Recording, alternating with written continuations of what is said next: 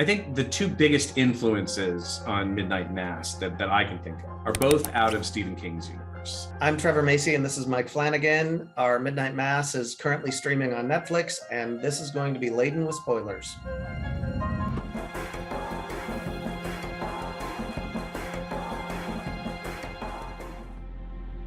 Salem's Lot is a story about a small New England town that is infiltrated by a vampire, and it was King's riff on Dracula. And the entire ensemble is kind of systematically converted until the town has been turned against itself, and you're watching the destruction of a community. Storm of the Century is also worth mentioning because it features an isolated island community, and this tiny community braces for this once-in-a-century storm. And with the storm comes a stranger who immediately starts to disrupt everything. At the center of that is the sheriff of the island, who is not only the moral center of that community, but is also tasked with having to deal with this newcomer. And now that I'm saying it out loud, boy, there's some needful things in here too. So yeah, it's all Stephen King all the time. Bev Keane is the monster of Midnight Mass. For all the other monsters at play, she's the one I think is the scariest. In a lot of ways, she's a very similar character to Mrs. Carmody in The Mist, who I think is a phenomenal King antagonist. Mm-hmm. We are being punished for what? For going against the will of God. The thing about Bev Keane, though, is she's also drawn a lot out of real life right now. Bev Keane as Karen. Snapped at me, snapped right at me. But I think even before that, everybody knew of Bev Keane. Yeah. The sad part is that Samantha Sloyan, who plays Bev Keane, is like the nicest person in the world. And forever, I feel like she's gonna walk down the street and people are gonna be like, oh. Or Beverly fucking Keane's Queen Evil Bitch Emporium. I think we'll have to just issue a continual apology to her for getting pushed off the sidewalk for the rest of her life. Do not cherry pick the glories of God!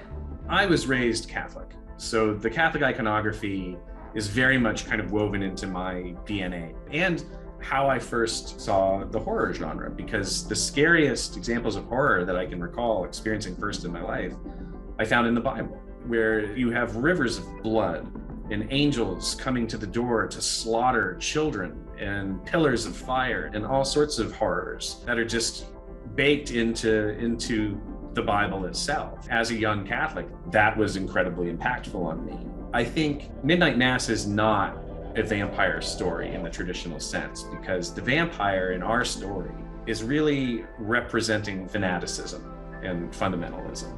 We didn't use the word vampire because the minute you say that, it changes the story into a vampire story. The word vampire carries with it hundreds of years of horror fiction and tropes and expectations. Not everybody has the same idea of what that means, but what no one has in their heads, if you just use that word, is the totality of how that mythology is used in Midnight Mass. And I think we were way more interested in a modern parable about faith and about the corruption that fundamentalism and fanaticism can have on any belief system outside of religion. Horror deals with monsters, and the monsters that are the most entertaining are the vampires and the werewolves and the zombies. There are these other entities that infiltrate our world, and how we brave humans fight them is one of the staples of the genre. The zealotry on display in Midnight Mass is particularly interesting to me because while we have a vampire who infiltrates this community, the vampire isn't the thing that tears this community apart. The community is. It's the people who suddenly find their belief systems validated. That kind of fanaticism and fundamentalism represents, I think, the potential for how monstrous we can be to each other. The only thing that stops us from treating each other that way and inflicting these horrors on each other is an ability to empathize. Once that's taken away, that's what frees human beings to commit unspeakable acts against each other. And that, I think, is the scariest horror that I can imagine. Midnight Mass has been the most personal story that I've ever gotten to tell, and it's been that way for me for many years at this point. The story that has given me a chance to explore issues with my existence, my sobriety, my faith, the fact that it resonated with my other collaborators, that it resonated with Trevor on a just as personal level, with our other writers, with our cast. There's something about wondering what it means to be alive on this world and what happens after we die that is universal. These questions unite people.